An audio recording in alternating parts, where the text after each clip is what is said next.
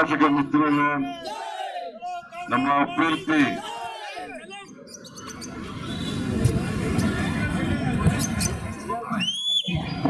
ಮಾನ್ಯ ಗೌತಮ್ ಅವರೇ,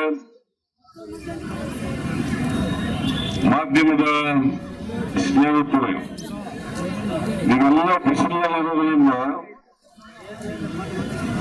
ಬಹಳ ಜನರು ಈ ಜಿಲ್ಲೆಯ ಶಾಸಕರುಗಳು ಅವರೆಲ್ಲರೂ ಕೂಡ ಮಾತನಾಡಬೇಕಾಗಿತ್ತು. ರಂಜೇಗೌಡರು, ನಾರಾಯಣ ಸ್ವಾಮಿ, ನಜೀರ್ ಅಹಮದ್,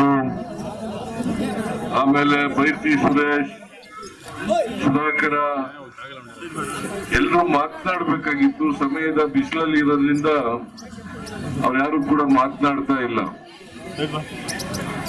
ಈ ತಿಂಗಳ 26ನೇ ತಾರೀಕು ಕೋಲಾರ ಲೋಕಸಭಾ ಕ್ಷೇತ್ರಕ್ಕೆ ಮತದಾನ ನಡೀತಾ ಇದೆ. ನಮ್ಮ ಪಕ್ಷದಿಂದ ಗೌತಮ್ ಅವರನ್ನ ಅಧಿಕೃತ ಅಭ್ಯರ್ಥಿಯನ್ನಾಗಿ ಹೈಕಮಾಂಡ್ ಘೋಷಣೆ ಮಾಡಿದೆ. ಈಗಾಗಲೇ ಗೌತಮ್ ಅವರು ನಿಮ್ಮನ್ನ ಉದ್ದೇಶಿಸಿ ಮನವಿ ಮಾಡಿ ನಿಮ್ಮ ಆಶೀರ್ವಾದವನ್ನ ಬೇಡಿದ್ದಾರೆ. ನಾನು ಕೂಡ ಅವ್ರ ಪರವಾಗಿ ನಿಮ್ಮಲ್ಲಿ ಮನವಿಯನ್ನು ಮಾಡ್ತಕ್ಕಂಥದ್ದು 26ನೇ ತಾರೀಕು ಮುಳಬಾಗ ಕ್ಷೇತ್ರದ ಎಲ್ಲ ಬಂಧುಗಳು ಮತಗಟ್ಟೆಗೆ ಹೋಗಿ ನಮ್ಮ ಪಕ್ಷದ ಚಿಹ್ನೆ ಹಸ್ತದ ಗುರುತಿನ ಮುಂದೆ ಬಟನ್ ಒತ್ತುವುದರ ಮೂಲಕ ಗೌತಮ್ ಅವರಿಗೆ ಆಶೀರ್ವಾದವನ್ನ ಮಾಡಬೇಕು ಅಂತೇಳಿ ನಿಮ್ಮಲ್ಲಿ ಮನವಿಯನ್ನ ಮಾಡಲಿಕ್ಕೆ ಬಯಸ್ತಾ ಇದ್ದೇವೆ. ನಾವು ಬರೀ ನಿಮ್ಮ ಮತವನ್ನು ಮಾತ್ರ ಯಾಚನೆ ಮಾಡ್ತಾ ಇಲ್ಲ. ಕಳೆದ 10 ತಿಂಗಳಲ್ಲಿ ನಾವು ಅಧಿಕಾರಕ್ಕೆ ಬಂದ ಮೇಲೆ ನಾವು ಕೊಟ್ಟಂತಹ ಎಲ್ಲ ಭರವಸೆಗಳನ್ನು ಕೂಡ ಈಡೇರಿಸಿದ್ದೇವೆ. ಎಲ್ಲ ಭರವಸೆಗಳನ್ನು ಕೂಡ ವಿಶೇಷವಾಗಿ 5 ಗ್ಯಾರಂಟಿಗಳನ್ನ ನಾವು ಅಧಿಕಾರಕ್ಕೆ ಬಂದ ತಕ್ಷಣ ಜಾರಿಗೆ ಕೊಡ್ತೇವೆ ಅಂತ ಹೇಳಿದ್ದು. ನಾವು ಅಧಿಕಾರಕ್ಕೆ ಬಂದ 8 ತಿಂಗಳಲ್ಲಿ ಎಲ್ಲ ಗ್ಯಾರಂಟಿಗಳನ್ನು ಕೂಡ ಈಡೇರಿಸಿದ್ದೇವೆ. ಕೊಟ್ಟ ಮಾತಿನಂತೆ ನಡ್ಕೊಂಡಿದ್ದೇವೆ. ನಿಮಗೆ ಸುಳ್ಳು ಭರವಸೆಗಳನ್ನ ನಾವು ಕೊಟ್ಟಿರಲಿಲ್ಲ. ಇದೇ ಬಿಜೆಪಿಯವರು ಹೇಳಿದ್ರು ದೊಡ್ಡ ದೊಡ್ಡ ಗ್ಯಾರಂಟಿಗಳನ್ನು ಕೊಡ್ತಾ ಇದ್ದಾರೆ ಕಾಂಗ್ರೆಸ್ನವರು. ಅವ್ಯಾವನ್ನು ಕೂಡ ಜಾರಿ ಮಾಡ್ಲಿಕ್ಕೆ ಸಾಧ್ಯ ಇಲ್ಲ. ಒಂದು ವೇಳೆ ಮಾಡಿದ್ರೆ ಕರ್ನಾಟಕದ ಖಜಾನೆ ಖಾಲಿ ಆಗ್ಬಿಡ್ತದೆ ಅಂತಕ್ಕಂಥ ಮಾತುಗಳನ್ನ ಹೇಳಿದ್ರು. ಇವತ್ತು 5 ಗ್ಯಾರಂಟಿಗಳನ್ನ ಜಾರಿ ಮಾಡಿ 36,000 ಕೋಟಿ ರೂಪಾಯಿಗಳನ್ನ 36,000 ಕೋಟಿ ರೂಪಾಯಿಗಳನ್ನ ಖರ್ಚು ಮಾಡಿದ್ದೀವಿ. ಮುಂದಿನ ವರ್ಷಕ್ಕೆ ಅಂದ್ರೆ 24-25ಕ್ಕೆ 52,009 ಕೋಟಿ ರೂಪಾಯಿಗಳನ್ನ ಇಟ್ಟಿದ್ದೇನೆ. ಬಿಜೆಪಿಯವರು ಹೇಳ್ತಾರೆ ಈ ಚುನಾವಣೆ ಆದ್ಮೇಲೆ ಈ ಗ್ಯಾರಂಟಿಗಳನ್ನ ನಿಲ್ಲಿಸ್ಬಿಡ್ತಾರೆ. ಮೊದಲೆಲ್ಲ ಹೇಳಿದ್ರು ದುಡ್ಡಿಲ್ಲ ಅವ್ರ ಹತ್ರ, ಅಭಿವೃದ್ಧಿ ಕೆಲಸ ನಡೆಯಲ್ಲ ಅಂತ ಹೇಳಿದ್ರು. ಈಗ ಹೇಳ್ತಾರೆ ಜಾರಿ ಕೊಟ್ಟ ಮೇಲೆ ಹೇಳ್ತಾರೆ ಚುನಾವಣೆ ಆದ್ಮೇಲೆ ನಿಲ್ಲಿಸ್ಬಿಡ್ತಾರೆ ಅಂತ ಹೇಳ್ತಾರೆ. ಅದು ಹಸಿ ಸುಳ್ಳು. ನಾವು ನಿಲ್ಸಕ್ ಹೋಗಲ್ಲ. ನಿಮ್ಗೆ ಏನ್ ಗ್ಯಾರಂಟಿಗಳನ್ನ ಕೊಟ್ಟಿದ್ದೀವಿ ಆ ಎಲ್ಲ ಗ್ಯಾರಂಟಿಗಳನ್ನ ನಮ್ಗೆ 5 ವರ್ಷ ಅಧಿಕಾರ ಮಾಡ್ಲಿಕ್ಕೆ ಅವಕಾಶ ಕಲ್ಪಿಸಿಕೊಟ್ಟಿದ್ದೀವಿ. 5 ವರ್ಷಗಳು ಕೂಡ ಬಡವರಿಗೆ ನಾವು ಕೊಟ್ಟಿರ್ತಕ್ಕಂಥ ಎಲ್ಲ ಗ್ಯಾರಂಟಿಗಳನ್ನು ಕೂಡ ಮುಂದುವರಿಸ್ತೇವೆ.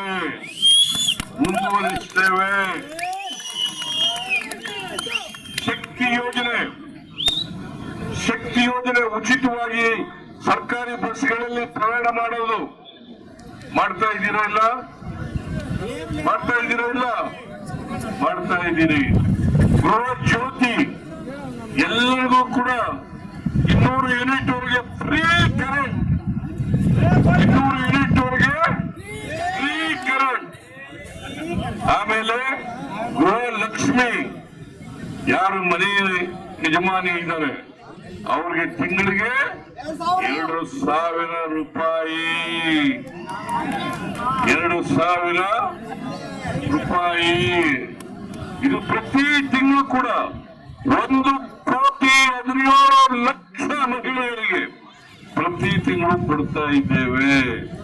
ಬಿಜೆಪಿಯವರೇ, ನೀವು ಹೇಳಿದ ರೀತಿ ನಾವು ಸುಳ್ಳು ಹೇಳಿಲ್ಲ, ಜನರಿಗೆ ಮೋಸ ಮಾಡಿಲ್ಲ, ಜನರಿಗೆ ದ್ರೋಹ ಮಾಡಿಲ್ಲ, ಜನರಿಗೆ ಕೊಟ್ಟು ಮಾತಂತೆ ನಡ್ಕೊಂಡಿದ್ದೇವೆ.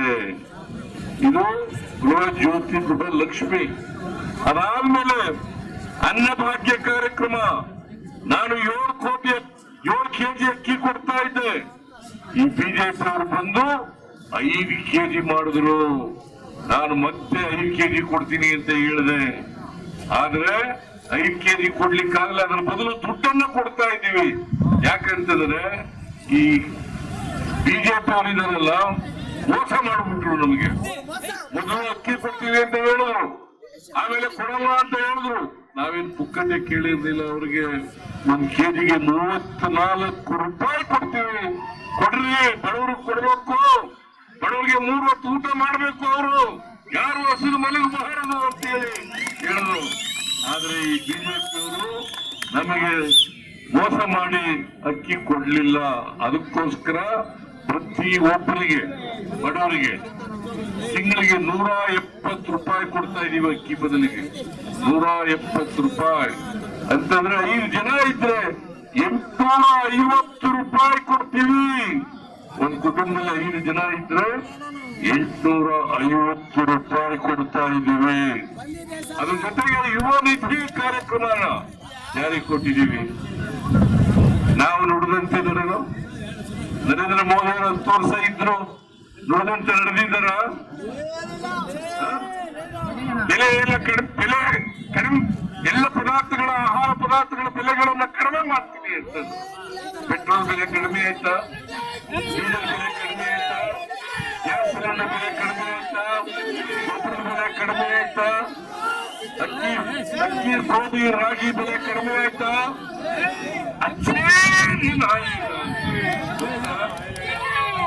ಬಂತ 15 ಲಕ್ಷ ರೂಪಾಯಿ ಪ್ರತಿ ಕುಟುಂಬಕ್ಕೆ ಕೊಡ್ತೀವಿ ಅಂತ ಕೊಡ್ಲಿಲ್ಲ.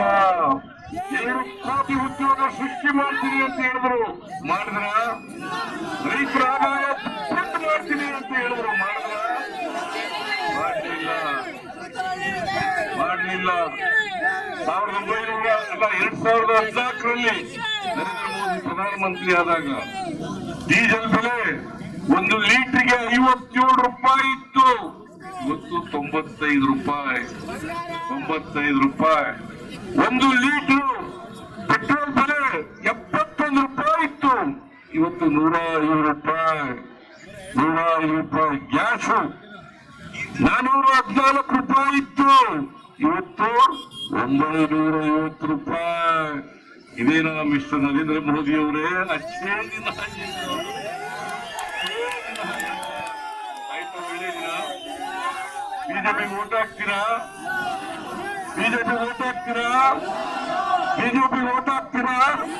ಹಾಕ್ಬಾರ್ದು. ಆ ಜೆಡಿಎಸ್ ಇದಾರಲ್ಲ, ಅವರು ಬಿಜೆಪಿನ ಬಳಿತಾ ಇದ್ರು ಮತ್ತು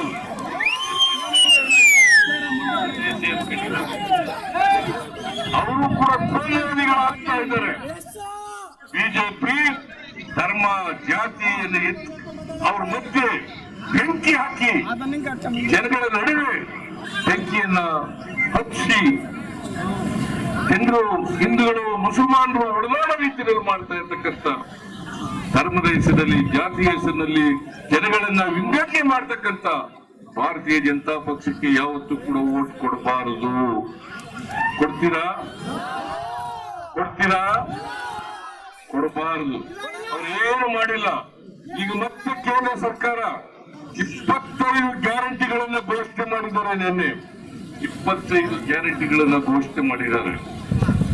ನಾವು ಅವನ್ನೂ ಕೂಡ ಜಾರಿ ಮಾಡ್ತೀವಿ. ಕಾಂಗ್ರೆಸ್ ಪಕ್ಷ ಯಾವತ್ತೂ ಕೂಡ ಕೊಟ್ಟ ಮಾತಂತೆ ನಡ್ಕೊಳ್ಳಲ್ಲ. ನಡ್ಕೋತೀವಿ. ತಕ್ಕಂತೆ ನಡ್ಕತ್ತೇವೆ. ಬಿಜೆಪಿ ಒಟ್ಟ ಮಾತಿಗೆ ತಪ್ಪಿಸ್ಕೊಳ್ಳಲ್ಲ. ಅದಕ್ಕೋಸ್ಕರನೇ ಬಸವಾದಿ ಶರಣರಿದ್ದಾರಲ್ಲ ಅವರು ನುಡಿದಂತೆ ನಡೆಯಿದ್ರು ಅಂತೇಳಿ ಬಸವಣ್ಣ ಅವರನ್ನ ಸಾಂಸ್ಕೃತಿಕ ನಾಯಕರನ್ನಾಗಿ ಮಾಡ್ಕೊಂಡಿದ್ದೇವೆ. ಅದರಿಂದ ನೀವೆಲ್ಲರೂ ಕೂಡ ಅರ್ಥ ಮಾಡ್ಕೋಬೇಕು. ಕಾಂಗ್ರೆಸ್ ಅನ್ನ ಮತ್ತೆ ಅಧಿಕಾರಕ್ಕೆ ತರ್ತಕ್ಕಂಥ ಪ್ರಯತ್ನವನ್ನ ಮಾಡಬೇಕು.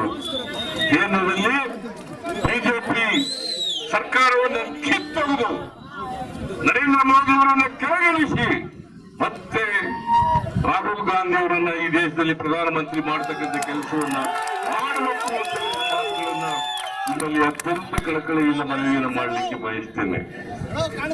ಜೆಡಿಎಸ್ ಕ್ಯಾಂಡಿಡೇಟ್ ಯಾರು ಇಲ್ಲಿ ಬಿಜೆಪಿಯವರು ಮತ್ತು ಜೆಡಿಎಸ್ ನವರು ಇಬ್ಬರು ಒಂದಾಗಿದ್ದಾರೆ.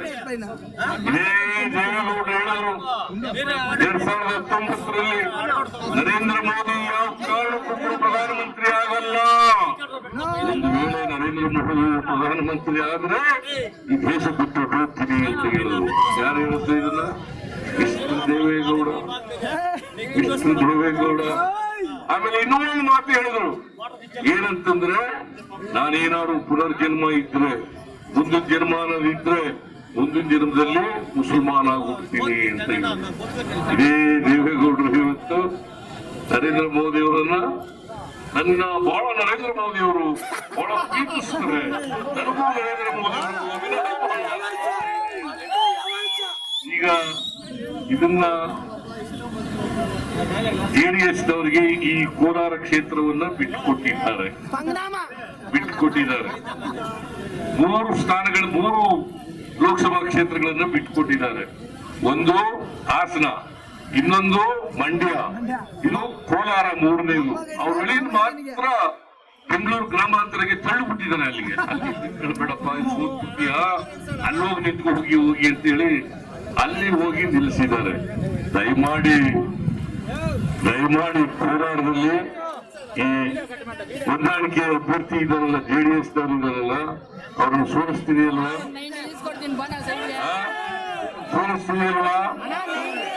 ದಯಮಾಡಿ ಜೆಡಿಎಸ್ ನವರು ಏನು ಮಾಡಿಲ್ಲ. ಇವತ್ತು ನಾನು ಕೆಸಿ ವ್ಯಾಲಿ ಕಾರ್ಯಕ್ರಮದ ಯೋಜನೆ ಮೂಲಕ ಕೋಲಾರ ಜಿಲ್ಲೆಯಲ್ಲಿ ಕೆರೆಗಳನ್ನ ನೀರು ತುಂಬಿಸ್ತಕ್ಕಂಥ ಕೆಲಸವನ್ನ ಮಾಡಿದಾಗ ಕುಮಾರಸ್ವಾಮಿ ವಿರೋಧ ಮಾಡಿದ್ರು. ಇವತ್ತು ಕೂಡ ವಿರೋಧ ಮಾಡುತ್ತಾರೆ. ಕೋಟಿಗೆಲ್ಲ ಹಾಕ್ಸಿಲ್ಲ ಅರ್ಜಿ ಹಾಕ್ತಿದ್ರು. ಅಂತವರಿಗೆ ವೋಟ್ ಕೊಡ್ತೀರ? ಇವತ್ತು ಕೆರೆ ತುಂಬಿಸಿರೋದ್ರಿಂದ ಹಸಿರಾಗ್ತದೆ, ಹಸಿರಾಗಿದೆ, ತರಕಾರಿ ಬೆಳಿಲಿಕ್ಕೆ ಅನುಕೂಲ ಆಗ್ತದೆ, ಹಣ್ಣುಗಳನ್ನು ಬೆಳಿಲಿಕ್ಕೆ ಅನುಕೂಲ ಆಗ್ತದೆ. ಇದನ್ನೆಲ್ಲ ಮಾಡಿದವರು ಕಾಂಗ್ರೆಸ್ ಸರ್ಕಾರವೇ ಹೊರತು ಜೆಡಿಎಸ್ ನವರಲ್ಲ, ಬಿಜೆಪಿಯವರಲ್ಲ ಅಂತಕ್ಕಂಥದ್ದನ್ನು ತಿಳ್ಕೋಬೇಕು. ಆದ್ರಿಂದ ಅಭ್ಯರ್ಥಿ ಯಾರಿದ್ದಾರೆ ಬಿಜೆಪಿ ಜೆಡಿಎಸ್ ಅಭ್ಯರ್ಥಿ, ಅವ್ರ ಹೆಸರೇನಪ್ಪ? ಮಲ್ಲೇಶ್ ಬಾಬು. ಏನು 2 ಹೆಸರುಗಳು ಇಟ್ಕೊಂಡ್ಬಿಟ್ಟವ್ರೆ. ಮಲ್ಲೇಶ್ ಬಾಬು ಸೋಲಿಸಿ